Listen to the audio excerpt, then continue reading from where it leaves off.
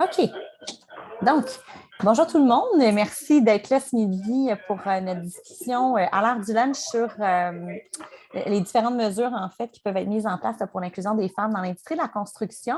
Alors, ce midi, je suis en compagnie de Fran pardon, de chez Urel, en compagnie de Josée aussi Dufour, qui est présidente d'Axiomatec, mais également présidente du CA, donc du conseil d'administration des ailes, et de Jade Paillard qui va se joindre à nous là, au courant de l'appel, qui, Jade, elle était à l'origine une monteuse d'acier qui est maintenant, comme elle se plaît à dire, recyclée en chargée de projet également. Donc, on pourra s'entretenir avec elle là, pour avoir différentes visions.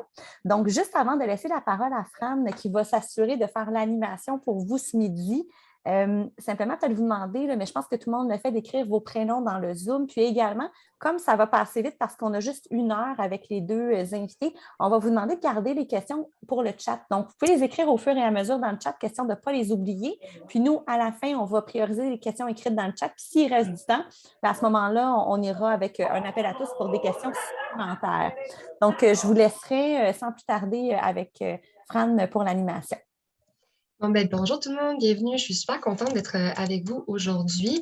Puis, dans le fond, moi, je suis la personne dont je m'appelle Fran. Je vais faciliter la rencontre aujourd'hui. Puis, je travaille pour URL. Donc, nous sommes un cabinet conseil là, qui accompagne les PME, surtout là, en équité, diversité, inclusion.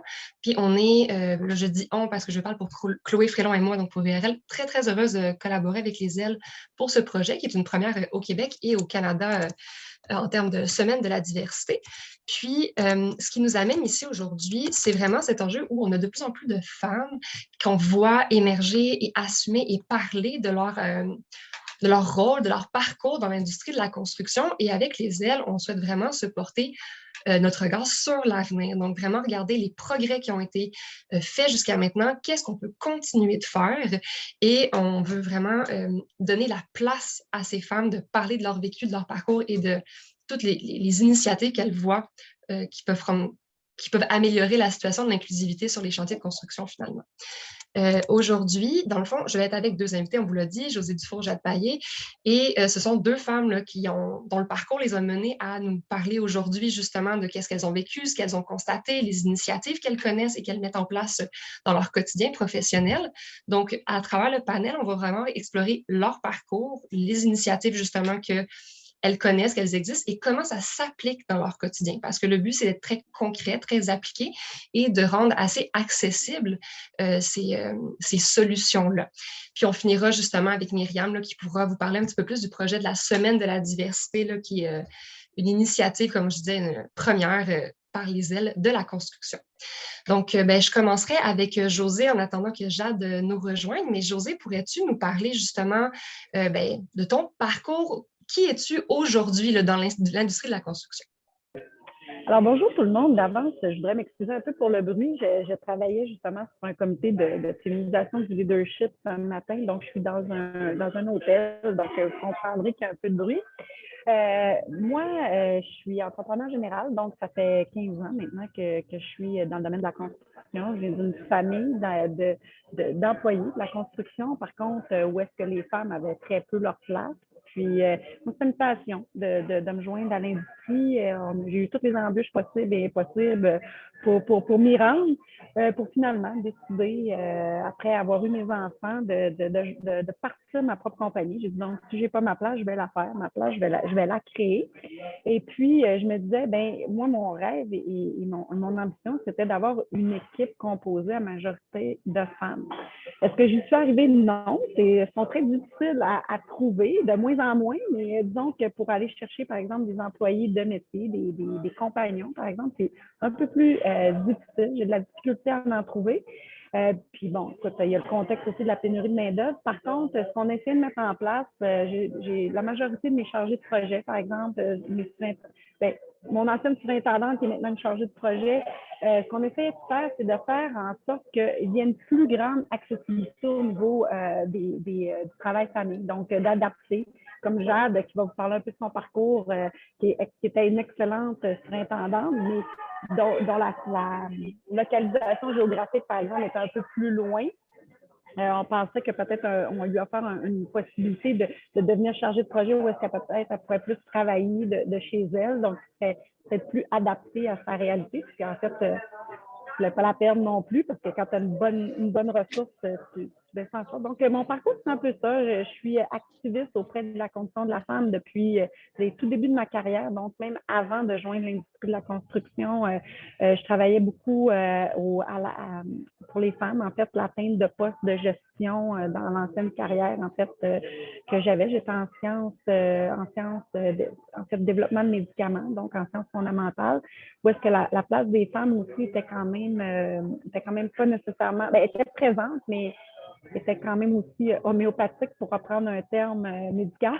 Donc, donc l'accès à des postes de gestion, en fait. Donc, je participais à tout ce qui était comité de féminisation du leadership, empowerment au féminin, etc. Donc, c'est un peu mon parcours, en fait. Merci beaucoup, Josée. Puis j'entends, dans le fond, un parcours là, qui peut avoir eu l'air peut-être surprenant ou atypique pendant qu'il se déroulait, mais qui, en rétrospective, au final, fait énormément de sens pour ta présence aujourd'hui. Puis je vais passer le micro à Jade pour se présenter, mais j'aimerais ça, après, si tu peux nous parler un peu plus justement de... tu nous nommais des embûches, tu nous nommais des motivations, donc je te prépare à pouvoir nous répondre à cette question-là. Là. Qu'est-ce qui t'a mené justement, comme quelles embûches ont créé les motivations qui ont fait que tu as voulu être activiste parmi nous aujourd'hui. Mais avant ça, j'aimerais ça, Jade, si tu pouvais nous parler justement, toi, ton parcours, là, qui es-tu aujourd'hui dans l'industrie de la construction? Josée a fait un préambule pour t'introduire, mais peux-tu nous en parler un peu plus en détail? Oui, bonjour. En fait, Jade Paillère, je suis maintenant chargée de projet. J'ai passé un peu au poste de surintendance l'année dernière, puis avant ça, monteur d'acier, soudeur de structure pendant environ 10 ans. Moi, dans le fond, je me suis ramassée en construction un peu par hasard. J'avais pas nécessairement rêvé d'être en construction ou c'était pas quelque chose que je voulais nécessairement entreprendre. Suite à l'obtention de mon diplôme d'études secondaires, j'étais allée étudier en métier d'art à Montréal. Puis, j'avais aussi eu mon diplôme. Puis, pendant que je faisais mes études, je travaillais saisonnier là, dans la foresterie. À chaque été, je plantais des arbres. Puis, c'est une activité que j'ai continuée après mon diplôme d'études collégiales. J'ai fait ça pendant quelques années jusqu'à ce qu'un jour, la responsabilité sonne à ma porte. J'ai eu un enfant. Puis là, je ne pouvais plus aller planter des arbres dans le bois. Puis là, j'étais dans une situation où j'avais eu mon enfant dans l'Ouest canadien. Je ne parlais pas nécessairement bien la langue. Le père de ma fille n'était pas nécessairement adapté non plus pour être un père de famille. Donc, finalement, je me suis ramassée avec beaucoup de responsabilités, pas beaucoup de ressources. Puis, comme j'avais toujours aimé travailler dehors, le travail physique, je savais que j'étais capable d'en prendre. J'ai décidé d'observer les différents métiers de construction, faire mes petites recherches. Puis, je me suis arrêtée sur le métier de soudeur au début. Donc, j'ai fait mon DEP en soudure industrielle. Puis, moi, depuis le début, je savais que c'était pour aller en construction parce qu'évidemment, la paye est là, beaucoup plus qu'en usine. Puis les opportunités aussi. Puis j'avais toujours aimé le travail saisonnier, le travail à contrat. M'enfermer dans une shop, c'était pas pour moi. Donc, c'est ça. Puis là, en finissant mon cours de soudure, j'ai été chercher les certifications de soudure que ça prenait pour travailler en chantier. Puis, j'ai décidé de joindre les monteurs d'acier. À l'époque, c'était à Winnipeg. De fil en aiguille, j'ai fait mon DEP aussi de monteur d'acier. Donc, maintenant, j'ai les deux métiers. Là. Dans le reste du Canada, soudeur, c'est un métier. Au Québec, malheureusement, c'est seulement une occupation, donc c'est pas un métier reconnu. Mais moi, dans le reste du Canada, dans le fond, je suis compagnon soudeur et compagnon monteur d'acier avec mon seau rouge. Donc, je suis revenue au Québec en 2018. J'ai continué à travailler comme monteur d'acier sur des projets plutôt en génie civil, comme le pont Champlain, la réfection du pont Pay-à-la-Porte, dans l'industriel lourd aussi, là, dans les fonderies, tout ça, comme la Rio Tinto à Sorel. Puis comme j'avais été toujours impliquée aussi depuis longtemps avec les femmes de la construction à cause de justement là, les défis qu'on a, puis pouvoir l'idée d'améliorer la condition pour la prochaine qui va rentrer. En revenant au Québec, j'ai commencé à m'impliquer aussi. J'ai rencontré des femmes avec qui j'avais envie de construire des choses. Puis en faisant notre chemin, Josée nous a comme trouvé un peu. Là. Elle était devenue présidente des ailes entre-temps, puis elle cherchait des femmes de métier là, pour s'impliquer. Donc, elle est tombée sur nous. Puis, en travaillant ensemble sur des projets de fil en aiguille, elle a décidé de m'offrir un poste là, en gestion de chantier, ce que je trouvais quand même intéressant. Au début, j'étais peut-être pas, j'étais peut-être pas sécure de le prendre parce que quand on est une femme en construction, souvent, on sait qu'on ne se rendra jamais au niveau de la gestion. Là. c'est un milieu d'hommes, puis on se le fait dire, puis on se le fait sentir. Mais finalement, j'ai décidé de prendre le poste, puis c'est ça, évidemment, Axiomatech est basé à Laval. Moi, je suis dans le centre du Québec, donc l'idée de charger de projet, de pouvoir faire un hybride de télétravail, chantier me convenait. Donc, depuis le début de l'année 2022, maintenant, j'occupe le poste de chargé de projet chez Axiomatech. Excellent, merci beaucoup. Vraiment un parcours là, qu'on entend teinté de persévérance et d'adaptabilité. Franchement, merci beaucoup, Jade, de ton partage. Donc, je vous entends toutes les deux là, vous nommer cet enjeu là, des embûches, des défis qu'on peut vivre comme femmes dans l'industrie de la construction. On a un regard tourné vers l'optimisme, vers l'avenir, vers les progrès, mais je pense qu'il y a cette importance de reconnaître les défis qui existent ou qui, en tout cas, au moins, avancent, là, puis ça me nuise potentiellement avec des initiatives, mais il faut faire un petit état des lieux. Donc, Josée, quand tu parlais des embûches que tu as connues, quelle forme ça prenait, ces obstacles-là là, dans l'industrie? Ben écoute, ça part à la base de la famille. C'est que moi, bon, mon grand-père était ébéniste et charpentier menuisier, donc il faisait les deux. Lui, c'était un très beau métier. Par contre, tous ses fils étaient, on va dire, délinquants. Donc, il y avait le choix entre l'armée ou rentrer dans la construction. Donc, c'était ça. Fait que chez nous, la perception de la construction, c'était tu n'as pas de but dans la vie, donc tu as deux choix qui s'offrent à toi avant d'aller en prison. C'est soit tu t'en vas dans la construction ou tu rentres dans l'armée. Quand moi, j'ai exprimé que je voulais suivre ce chemin-là, parce que j'aime travailler de mes mains, j'aime le côté créatif. J'ai un gros TDAH, fait faut que ça bouge. Donc, assis dans un laboratoire, laisse-moi vous dire que c'était plutôt la catastrophe que le bonheur, on va dire ça comme ça. Je pensais tout, que c'est littéralement vrai. Quand j'exprimais ça, on m'a dit, écoute, tu es bien trop intelligente pour aller dans ce milieu-là. Tu es trop brillante. Tu n'as pas d'affaires là. Puis prends-toi un métier qui va t'amener à quelque part, puis qui va te rendre autonome, puis c'est trop dur, puis tout ça. Fait que, on m'a donné toutes les mauvaises raisons pourquoi je ne pourrais pas entrer dans cette industrie-là. J'ai suivi le parcours qu'on avait un peu tracé. Il faut dire quand tu es la première de la famille, la première des petits-enfants, la première de toutes, tu étais grandement influencé par le reste. Puis quand tu regardais le parcours de ma famille, disons que ça ne te donnait pas nécessairement une idée intéressante de ce que la construction pouvait être. Par contre, après mes enfants, à un moment donné, je dis, écoute, ça va faire, je suis pas heureuse, j'aime pas ce que je fais. Pourtant, j'avais un très gros poste, une très grande responsabilité. Je voyageais partout dans le monde, c'était fantastique. Mais j'ai décidé quand même d'y aller pour que ma famille, en fait, se mette à faire des paris sur combien de temps j'allais rester dans l'industrie, parce que pour eux autres, c'était un hobby, puis ils ne comprenaient pas pourquoi j'irais dans ce milieu-là.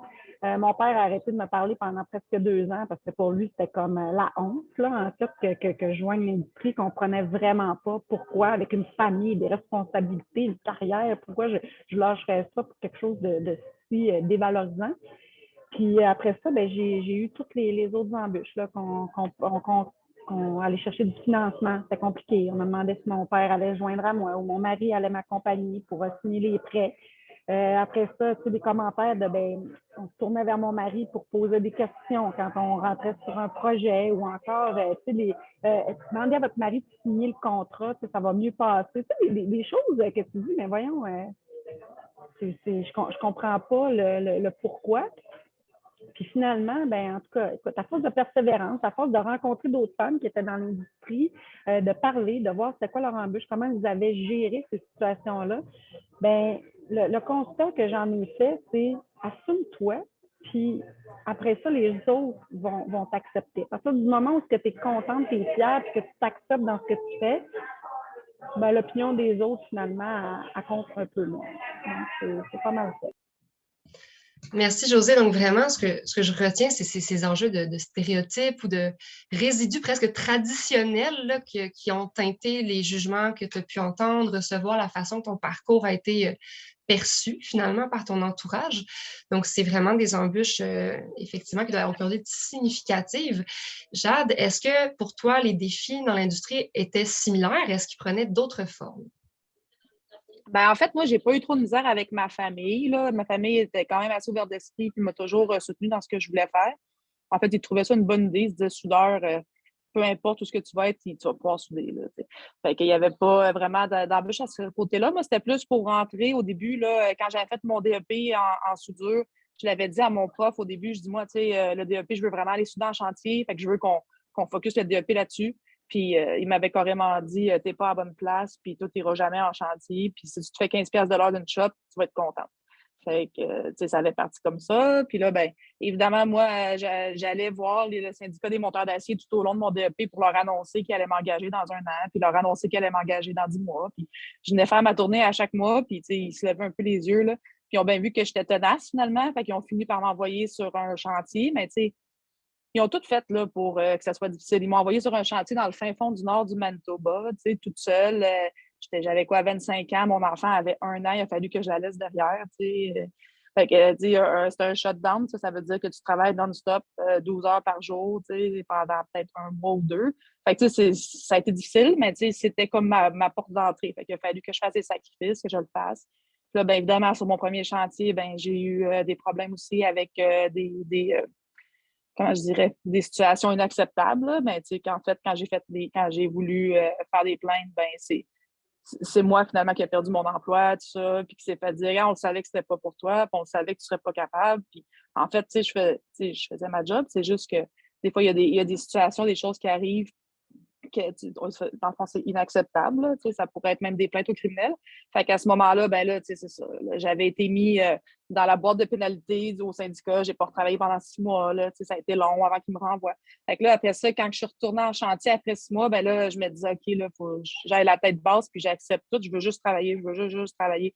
Puis là, j'en ai accepté des affaires, puis j'en ai accumulé. Puis, à un moment donné, dans le fond, c'était rendu tellement difficile que j'étais rendue comme la fameuse femme frustrée. Là, je m'étais vraiment fait une grosse carapace. Puis là, ben, ça a amené des problèmes d'attitude. Fait que là, à un moment donné, au bout de quelques années, en fait, les patrons me rencontraient, là, plus personne ne veut travailler avec toi, tu as vraiment un problème d'attitude.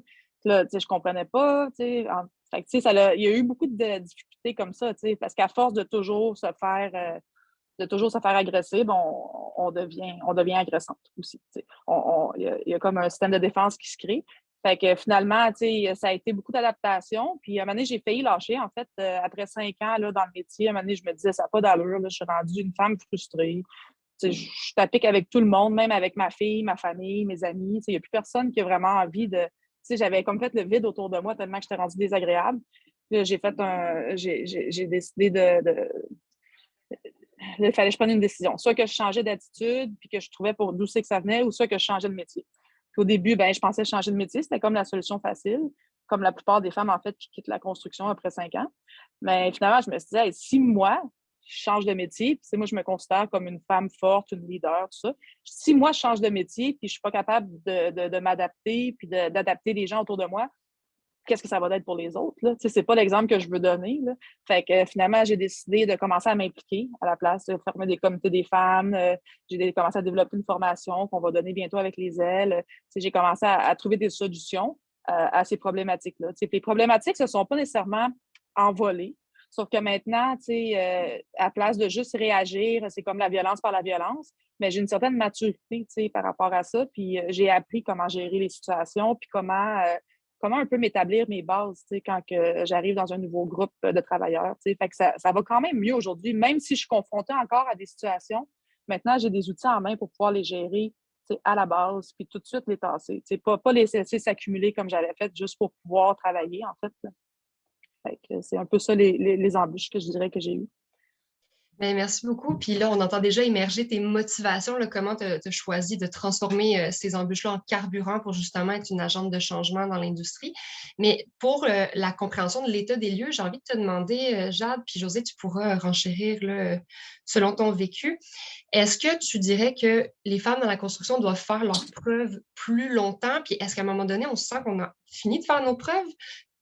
Ou c'est quelque chose qui reste un peu complexe dans les embûches que vous vivez au quotidien? Bien, je te dirais que ça dépend beaucoup, premièrement, des métiers. Parce qu'il y a des métiers où les gens ont plus comme un employeur stable, puis après ça, ils vont d'un chantier à l'autre. Tandis que moi, mon métier de monteur d'acier, c'est pas des employeurs stables, on est comme à contrat. Fait qu'on passe par le syndicat, quand il y a un gros projet, ils forment leur équipe, comme mettons le Pont Champlain, tout le monde s'est fait engager pour signature sur le Saint-Laurent.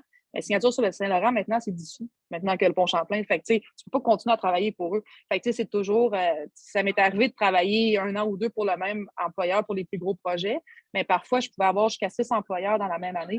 Fait que oui, c'est sûr, à chaque fois que j'arrivais dans une nouvelle équipe, il fallait que je refasse un peu mes preuves. C'est sûr que c'est encore plus pour une fille que pour un gars, même si je dirais qu'en général, quand il y a un nouveau employé,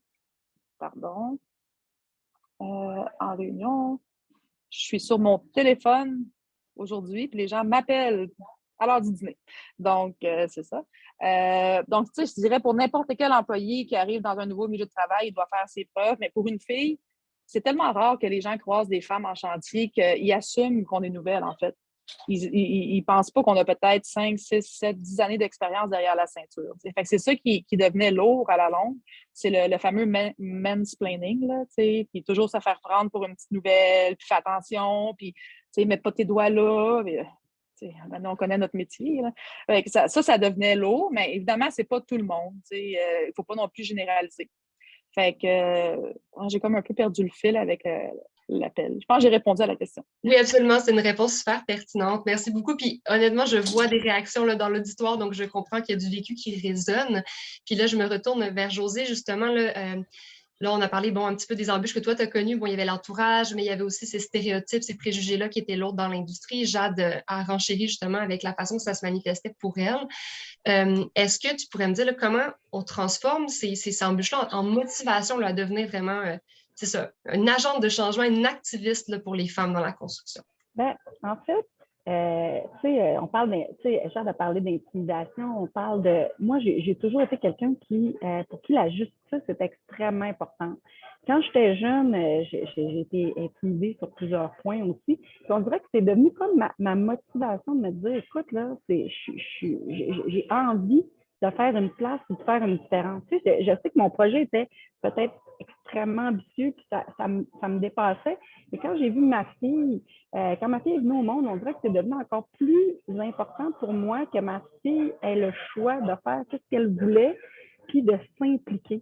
J'ai eu beaucoup aussi de jeunes filles en mentorat, parce que je m'implique aussi beaucoup dans des écoles pour différents projets. Il y a des filles qui venaient me voir et qui me posaient des questions sur c'est quoi la construction, puis oh, ouais, on peut vraiment faire ça, tu sais, je suis pas très grande, je suis pas très grosse, je suis pas très forte. Puis là, je disais, mais pourquoi? Puis tu sais, mes parents trouvent que c'est pas tellement valorisant. Fait que je parlais beaucoup avec eux, puis je lui disais, mais qu'est-ce que toi t'aimes? Qu'est-ce que tu veux faire dans ta vie? C'est quoi qui te passionne à te lever le matin? Puis pas voir ça comme une job, mais tu sais, voir ça comme hey, wow, je me lève, c'est ma vie, c'est ça que je fais, puis je suis contente de le faire. Parce que, puis souvent, je revenais parce que une des grandes causes, en fait, qui m'a amenée à faire de l'activisme, c'est que je suis énormément impliquée au niveau de la santé mentale, puis de la prévention du suicide chez les jeunes, en tout cas pour plusieurs raisons. En fait, là, ça m'a touchée personnellement dans ma famille et dans ma vie. Donc, puis ce qui revenait souvent, c'est moi, j'ai le goût de faire ça, puis, tu sais, personne ne veut que je le fasse. Puis je me suis dit, mais plus on va donner des modèles, plus on va montrer aux jeunes que c'est possible, ben, peut-être que ça va leur donner un espoir que, tu sais, la journée qu'ils vont se lever debout, qu'ils vont décider de se prendre en main, ben, ça va changer leur perception de la vie. Tu sais, souvent, moi, je me rappelle, tu sais, moi, écoute, il fallait absolument que je m'en aille en sciences. Il fallait absolument que je fasse ça. Puis oui, j'avais les capacités pour le faire, mais je n'avais pas l'intérêt. Fait que, puis tu sais, c'est ce que je discute encore même avec ma mère aujourd'hui. Je dis, tu sais, vous m'avez poussé dans ce domaine-là, mais je dis, il n'y a pas une journée que j'ai aimé ma vie. Pourtant, aujourd'hui, c'est beaucoup plus difficile. Mon parcours est semé d'embûches, mais on dirait que je le vois plus comme c'est un défi, une nouvelle affaire, je vais surmonter ça. Tu sais, je le vois comme je dis, la journée, je ne m'amuserai plus, ça serait différent, mais là, il n'y a pas une journée qui est pareille. Il n'y a pas une journée qui ne m'amène pas son lot de casse-tête à résoudre. Puis, je me lève le matin, puis je suis enthousiaste de me lever. C'est moi, c'est un choix que j'ai fait. Ça ne m'a pas été imposé. Fait que c'est aussi ce que j'essayais d'amener dans ma famille. Je sais, je comprends votre position. On vous a imposé ce choix-là, que vous avez pris par dépit. Peut-être que vous aurez fait autre chose, et vous ne pouvez pas. Mais j'ai dit, j'aimerais ça que les gens aient le choix. C'est surtout ma motivation. Très, très belle motivation. Merci beaucoup, Josée. Puis là, d'ailleurs, j'encourage l'auditoire, là, si vous avez des expériences à nous partager là, de situations vécues ou de moments où vous aussi, vous vous êtes senti là, habité de cette motivation à changer les choses, vous pouvez nous les écrire dans le chat, on pourra les reprendre tantôt.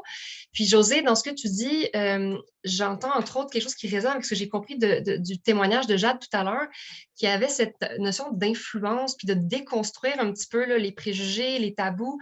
Tu sais, Jade, tu disais tantôt là, que tu disais, si moi, en tant que femme forte, en tant que leader, je quitte, c'est qu'est-ce que ça laisse par la suite.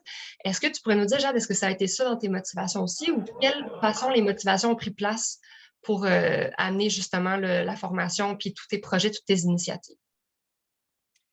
Ben, c'est sûr que le fait d'être leader, ça m'a beaucoup motivée parce que pour moi, je, je pense que je suis une leader née. Là. Les gens m'ont toujours suivi. J'ai toujours eu beaucoup de leadership à avoir des projets, puis les gens me suivaient. T'sais. Puis je me disais, c'est un métier que j'avais fait. Je suis devenue bonne dans mon métier, en fait, puis j'aimais ça. T'sais. Puis j'en parlais avec passion, puis c'est une amie qui m'a fait réaliser ça, une amie que je connaissais de longue date.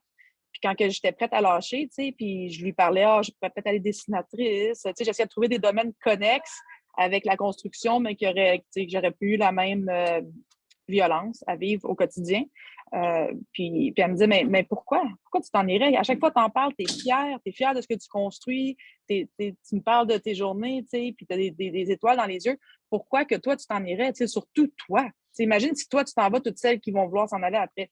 Et là, je dis, ouais, c'est vrai. T'sais. Puis là, j'ai réfléchi, puis je me suis dit, c'est par l'éducation que ça se passe. C'est en changeant la culture de base. C'est vraiment le contexte de la construction qui doit changer.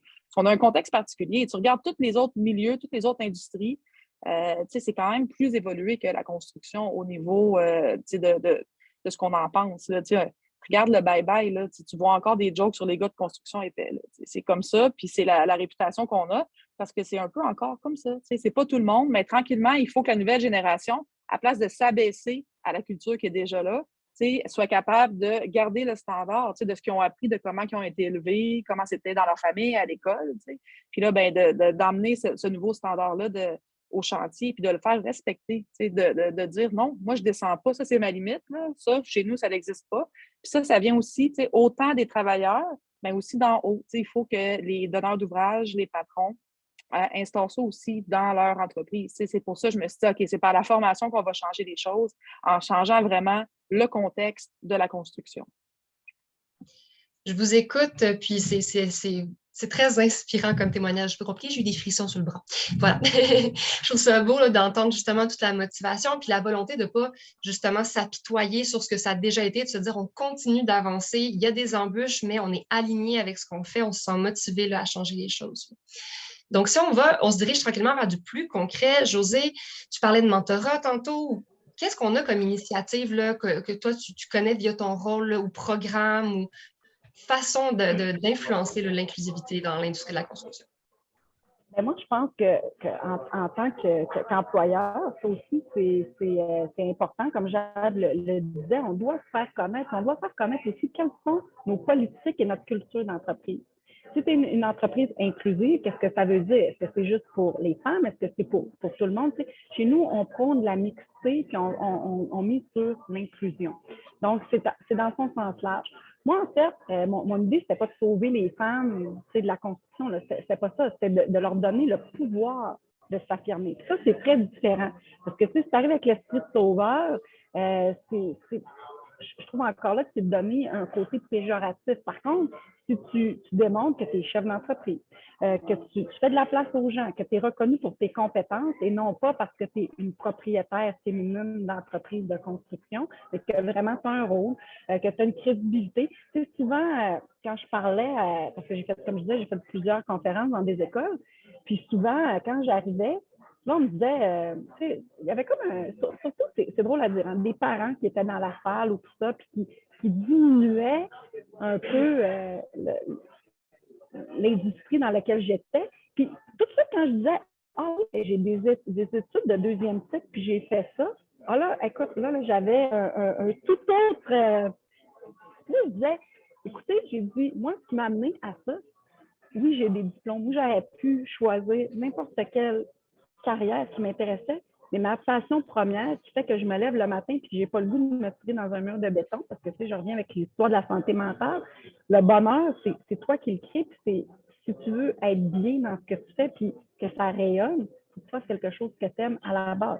70 de ton temps, c'est pas plus dans mon cas, tu le passes au travail. Fait que, Jade parlait d'éducation, ben ça passe par ça, faire connaître le métier, faire connaître tes motivations, pourquoi tu es là, qu'est-ce qui t'a amené là, savoir les possibilités, c'est savoir que oui, tu peux travailler sur le chantier, tu peux travailler dans des bureaux, il y a plein de choses que tu peux faire, de faire connaître aussi qu'on on n'est pas des épais, on voit peut-être un problème d'une façon différente, mais des fois, c'est bon aussi la différence. Tu sais, ça amène d'autres perspectives, une résolution de problèmes avec une approche tout autre, puis qui parfois va beaucoup plus loin que l'idée de base. Mais même dans mes premiers chantiers, je dirais que souvent, j'arrivais, puis je m'assoyais, puis je les voyais tous, là, ces professionnels-là de la construction parler. Puis à un moment donné, je disais, oui, mais avez-vous pensé à telle affaire? Ça me regardait, puis là, ça riait, ça rigolait, puis ça continuait dans leur petite discussion. Pour un an plus tard, puis là, je fais référence à un projet sur lequel Jade parlait, un an plus tard, faire affaire avec 90 000 plus loin en frais de consultation, arriver avec la solution que pour 0 j'avais dit un an avant. Tu sais.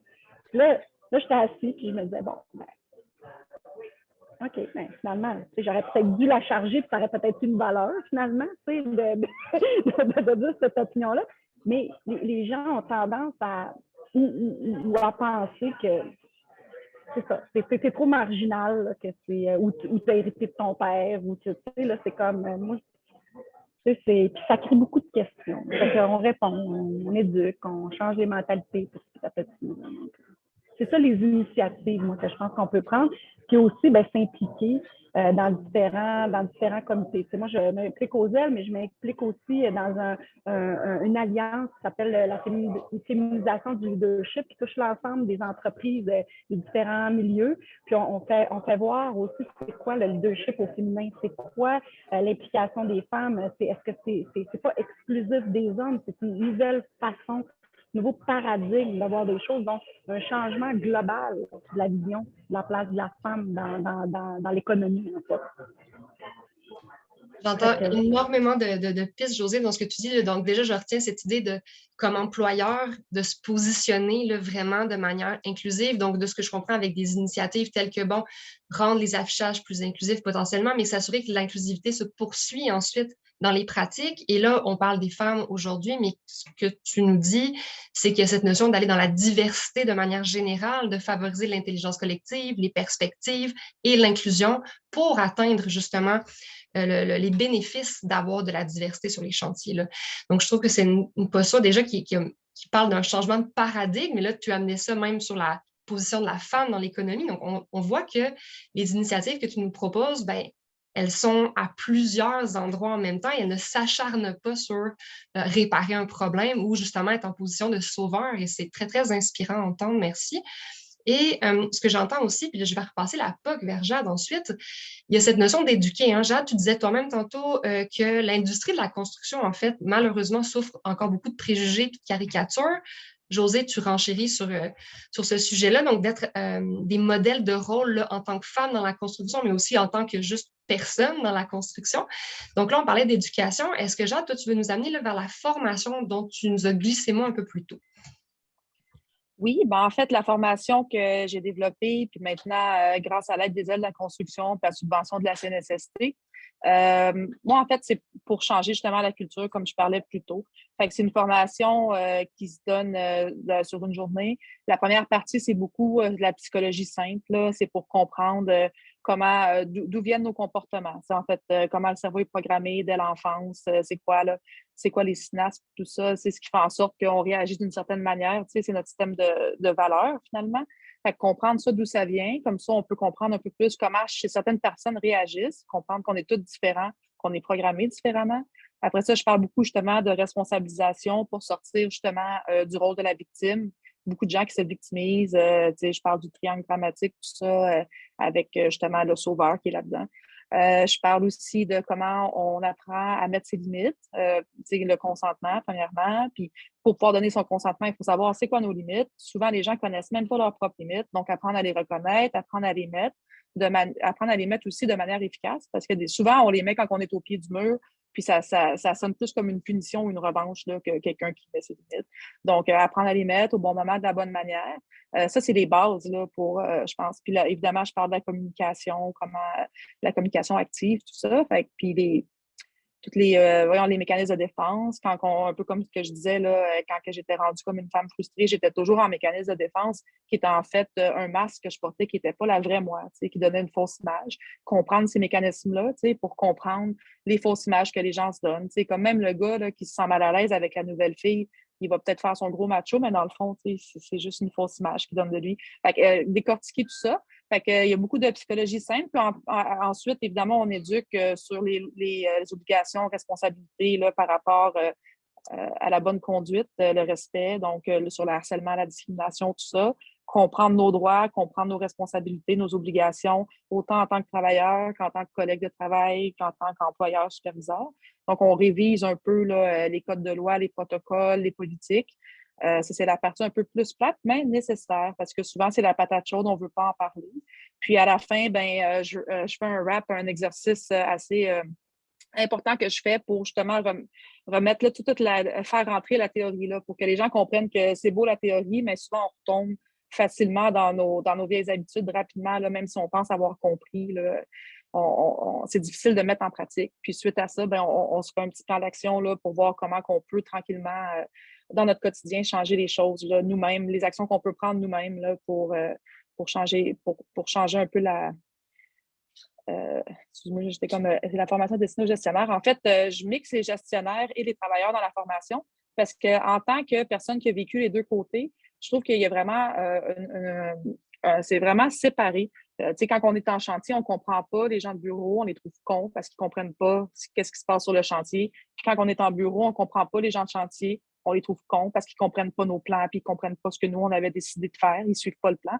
Fait que, il y a comme vraiment une séparation qui se fait, puis les gens ne se comprennent pas, puis ils ne s'apprécient pas l'un l'autre. T'sais. Fait que moi, je veux emmener tous ces gens-là ensemble, puis faire comme apprenez à vous aimer. Fait que j'amène les gens de chantier et les gestionnaires ensemble dans ma formation pour briser justement, d'où le nom de la formation, travailler ensemble, en effet. Fait que ça, c'est ma formation que j'aime beaucoup. Puis, juste pour parler aussi rapidement de d'autres actions qu'on a prises là, pour améliorer la condition de la femme, on s'est impliqué aussi au niveau syndical. Là, cette année, pour la première fois dans les négociations, on avait un volet femmes. On trouve ça important. C'est beau rentrer les femmes sur le chantier, mais quand ils n'ont pas de pays, ils n'ont pas de toilettes, ils n'ont pas rien, on n'a même pas vraiment accès au retrait préventif de manière systématique comme on devrait. Il y a encore des problèmes. Là. Il y a tellement de problématiques encore avec la femme qui arrive en chantier. Il y a plein de failles parce que le système n'est pas prêt à nous recevoir. Puis on se retrouve avec des femmes qui sont complètement démunies, pris dans les craques du système. Il y a des histoires d'horreur, en fait, qui se déroulent encore aujourd'hui au Québec. Donc, au niveau syndical, on s'implique. On fait du pouce aussi au niveau du gouvernement pour changer des lois. On fait plein de choses pour que c'est bien beau ouvrir les portes puis dire venez en construction, mais pour qu'une fois que la femme soit en construction, elle ait ses droits comme n'importe quel autre travailleur. Fait que c'est important pour nous là, d'être bien accompagnés là-dedans. Excellent, merci.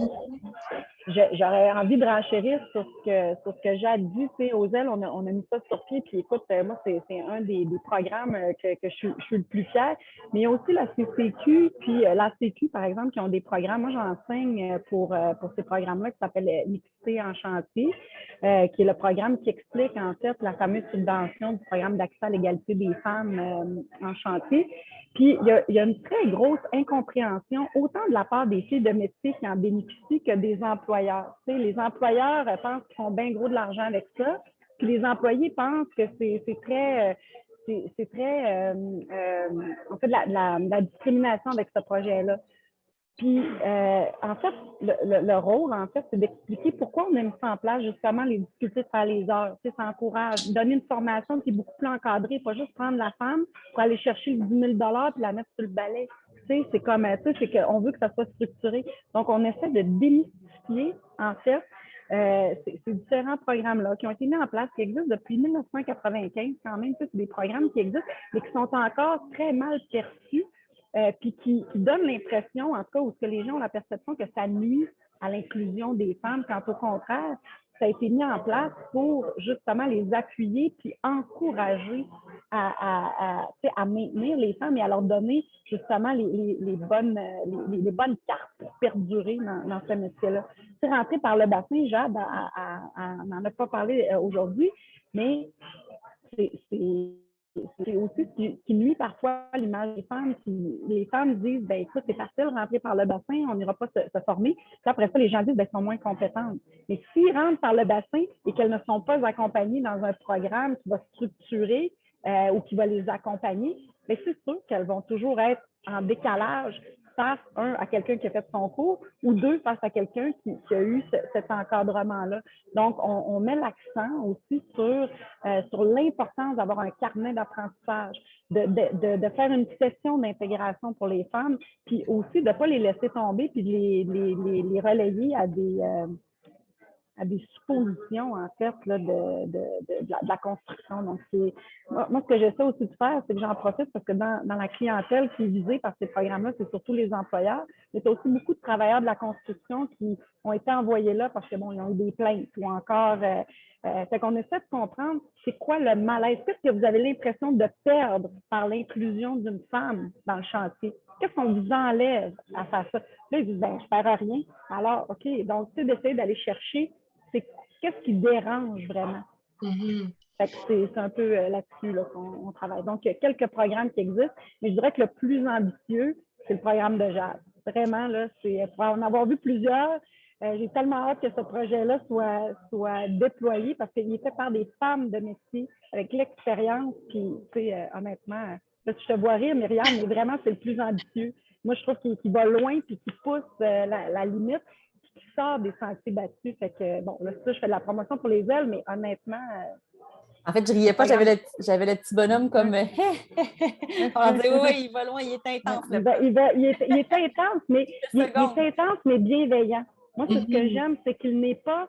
tu sais, souvent, on va voir des femmes, bon, c'est genre le disait tantôt, frustrées, écœurées, tu sais, en lutte, en fait, pour quelque chose, mais moi, je pense que par un leadership bienveillant, par une éducation bienveillante et compatissante, on va arriver beaucoup plus loin en frappant sur le clou, c'est une mauvaise expression de construction, mais tu sais, en disant, tu sais, plus tu vas frapper, puis plus tu vas écraser, puis plus tu vas te montrer comme réactionnaire, ben, je trouve que ça donne des outils négatifs au lieu de plutôt parler des enjeux, mais de façon positive. Mais il y a une approche plus proactive et moins en réactivité, justement, de ce que je comprends. Puis ça permet effectivement de changer la loupe de place, puis de se tourner vers les possibilités, qu'est-ce qu'on peut faire, les forces, les motivations, au lieu de s'acharner là, constamment sur la situation et le problème. Puis ce que j'entends de l'ambition de la formation Travailler ensemble, c'est qu'elle adresse des enjeux qui sont assez larges aussi en retournant vers la psychologie simple. On regarde aussi des embûches qui vont comme dans les préjugés, les biens conscients qui vont nuire à travailler ensemble de manière générale, pas juste entre hommes et femmes, j'entendais entre gestionnaires et employés, mais au niveau de la mixité, au niveau de changer d'équipe, etc. C'est vraiment une formation qui semble avoir plusieurs enjeux sous sa loupe là, au final.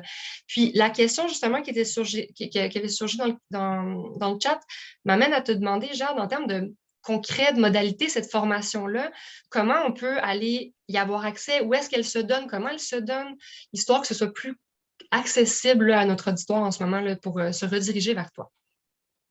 Sur le site des aides à la construction, on peut s'inscrire. Moi, dans le fond, je suis en train de finir de la piloter, puis on a comme fait le PowerPoint, puis on l'essaye, voir si tout va bien. Puis je vais la piloter probablement cet été pour la première fois avec un premier groupe. J'en parlais, Josée, justement, hier avec Dany, l'autre, le vice-président d'Axiomatech, qu'on aimerait ça la donner à Axiomatech, mixer peut-être avec une autre entreprise pour qu'on soit assez de participants. Puis je vais la donner aussi à mon local, là, le local 711 des monteurs d'acier, là, j'ai changé de projet en tête, mais c'est des agents d'affaires. Les agents d'affaires de toutes les régions veulent l'apprendre parce qu'à la base, j'avais offert au syndicat là, de monter la formation avec moi. Puis il la trouvait super, mais il n'y avait aucun temps, c'était pas leur priorité, en fait, là. Fait que j'avais essayé de la pousser là, au niveau syndical, puis tout le monde la trouvait super bonne, mais c'était pas... les aides de la construction, c'est vraiment... ils sont dévoués là, à la réussite des femmes en construction, donc il y avait beaucoup plus de temps et d'énergie à m'offrir là, pour m'accompagner là-dedans. Donc, c'est ça. Fait que, ouais, si on va la faire avec notre gang. Ben, notre gang, nous aussi, on peut la faire, là. Il faudrait se rassembler, en fait. Fait que, ouais, j'ai vraiment hâte de commencer à la donner. On a notre premier contrat aussi avec une entreprise que je ne connais pas du tout, qui va être en septembre. Fait qu'on va la donner aussi. Fait que là, d'ici là, je suis mieux de la peaufiner. C'est un projet qui a été long pour moi, là. Tiens, Myriam a mis le lien. C'est un projet pour moi qui a pris comme 5 ans là, du moment où j'ai décidé de la faire avec mon premier plan de cours, avec les différentes personnes que j'ai approchées dans l'Ouest canadien, au Québec, toutes sortes d'affaires. Donc, ouais, c'est ça. Ça a été long avant finalement de l'accoucher, on dirait là, que j'avais peur aussi parce que c'est tellement un sujet tabou. Là, évidemment, quand on attaque de front des sujets comme ça, ben, on se fait lancer des pierres puis on se fait juger de sorte de manière. Puis, je n'étais peut-être pas prête encore dans ma confiance personnelle, mon estime de moi, à être capable d'avoir ce visage-là. Fait que ça a pris du temps, mais là, je suis prête. Fait que j'ai vraiment hâte de commencer à la donner. Je pense qu'Audrey a demandé combien de personnes que je visais.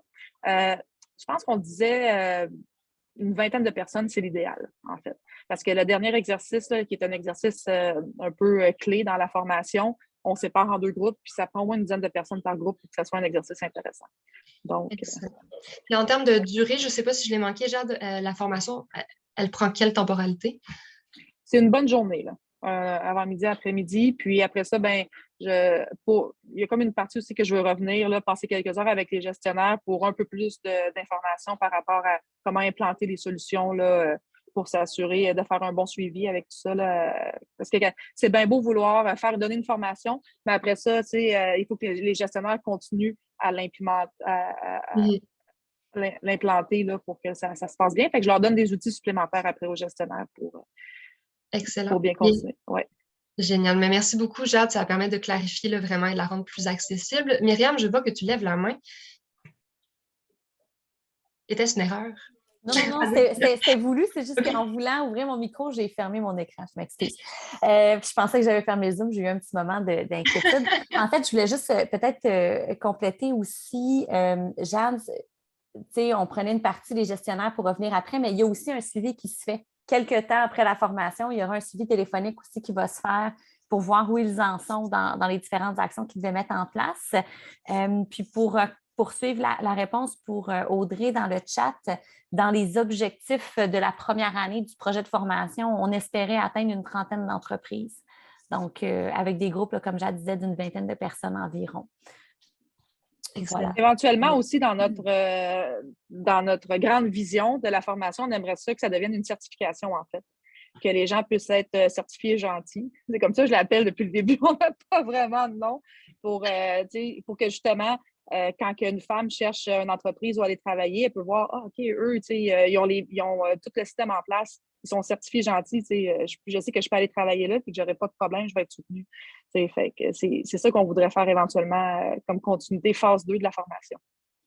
Excellent, c'est ambitieux, mais c'est inspirant. Là. Merci beaucoup. Je vois le temps qui file, donc on arriverait à la période de questions ou de partage d'expériences ou d'anecdotes.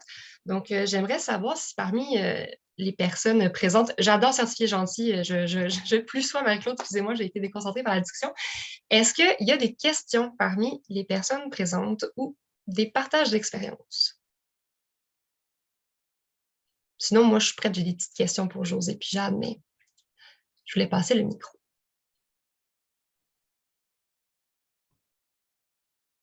Ça peut être fait verbalement, là, je ne sais pas si les personnes sont...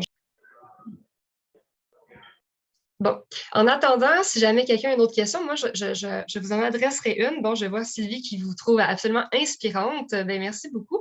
J'aimerais vous lancer une petite question, là, Jade, Josée. Tu disais, Jade, que dans la formation, à la fin, on parle de petits gestes au quotidien. Si on voulait repartir là, aujourd'hui de cette rencontre là, avec peut-être des actions qu'on peut poser comme ambassadeur, ambassadrice de l'inclusion sur les chantiers, qu'est-ce qu'on peut faire là, dans les petites actions concrètes et quotidiennes? Bien, c'est sûr que, juste avant de parler des plans d'action, j'emmène beaucoup la notion du témoin.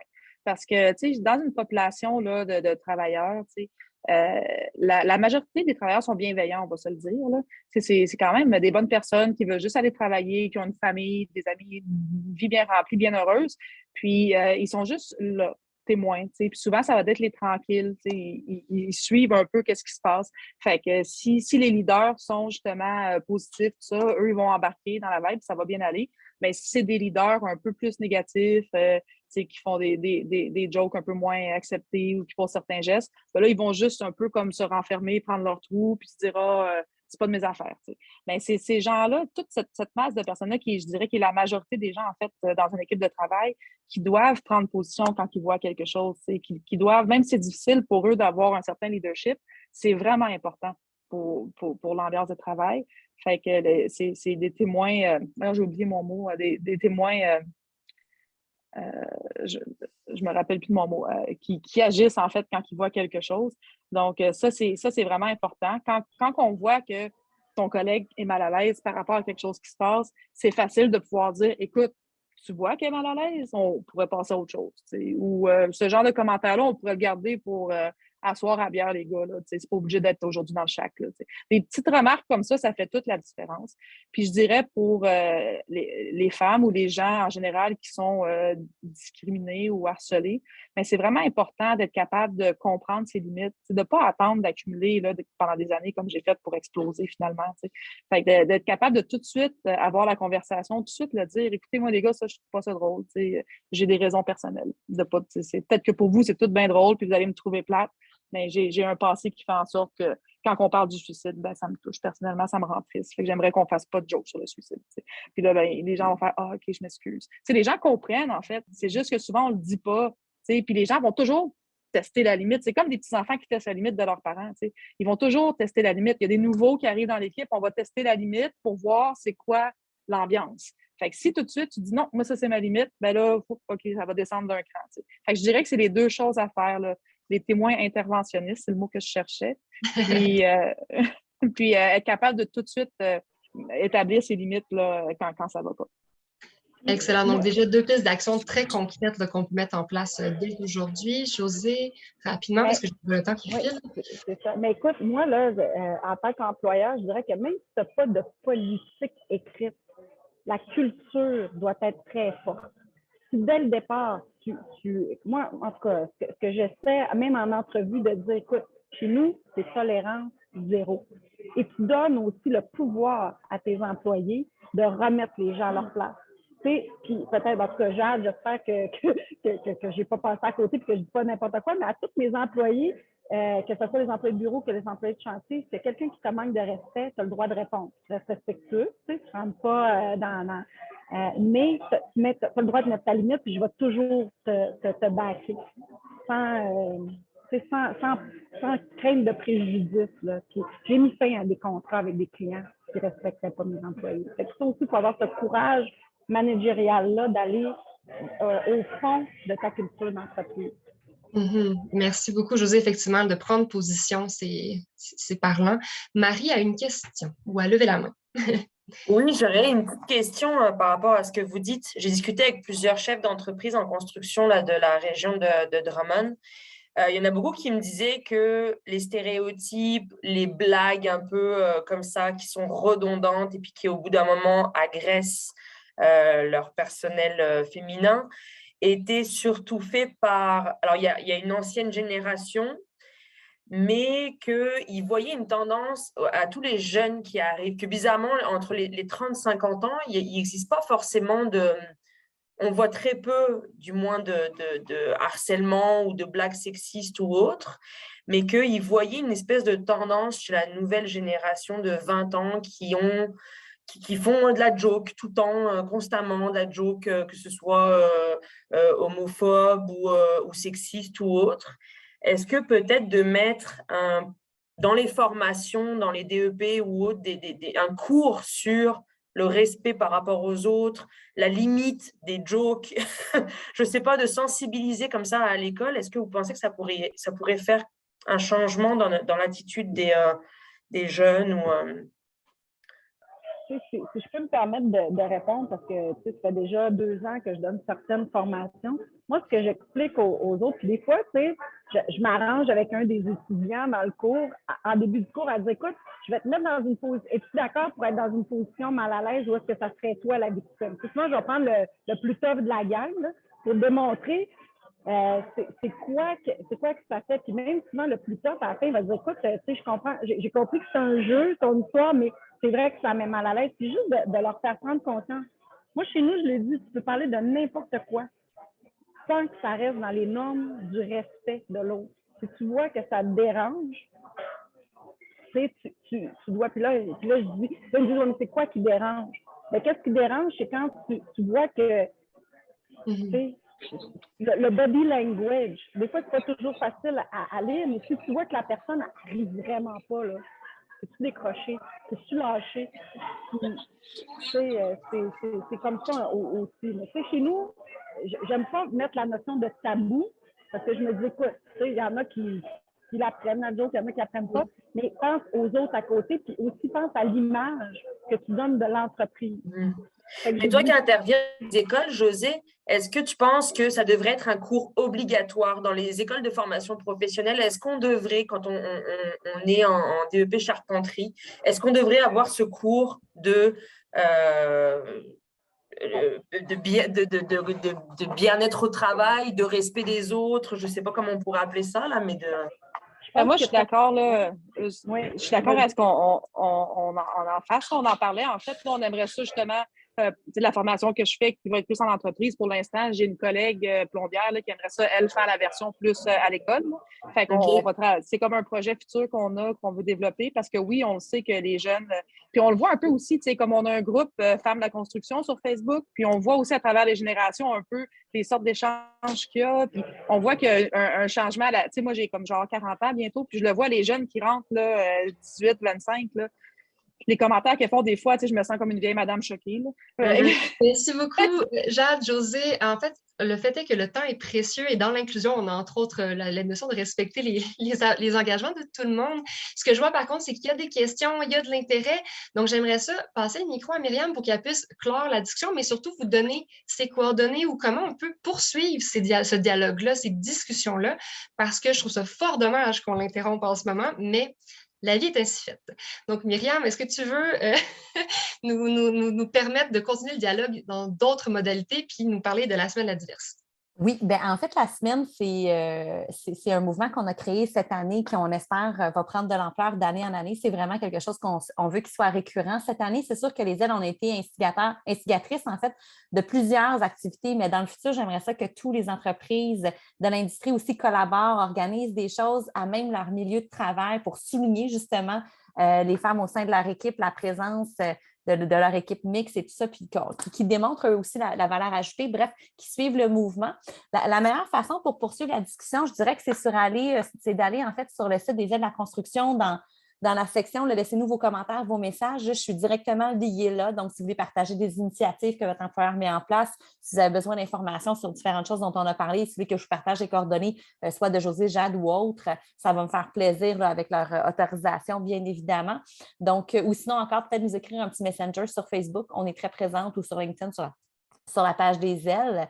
Et bien, surtout, merci d'avoir été là. Merci, Jade et Josée, d'avoir partagé aussi généreusement vos parcours, puis les différentes choses que vous voyez au sein de l'industrie. Puis les autres qui sont là, je vous lance l'invitation pour l'an prochain de créer des événements à même vos milieux de travail également et d'arriver à embarquer vos collègues. Marie, ça peut être au niveau du communautaire aussi. Si vous avez envie d'encourager les entreprises de la région de Drummondville, j'entendais que vous êtes dans ce secteur-là, bien, l'invitation, elle est lancée pour la prochaine édition l'année prochaine, là, qui sera très certainement annoncée en septembre là, à l'ouverture des activités des ailes pour la prochaine année du calendrier. Alors, voilà. Génial. Bien, merci beaucoup. Ce fut réellement un plaisir et un honneur là, pour URL et donc moi d'être là aujourd'hui. Donc, je vous souhaite une bonne journée. On ne vous retient pas plus longtemps, mais je vous encourage à communiquer avec les ailes de la construction. Merci beaucoup pour l'animation. Bon après-midi tout le monde. Merci. Au revoir.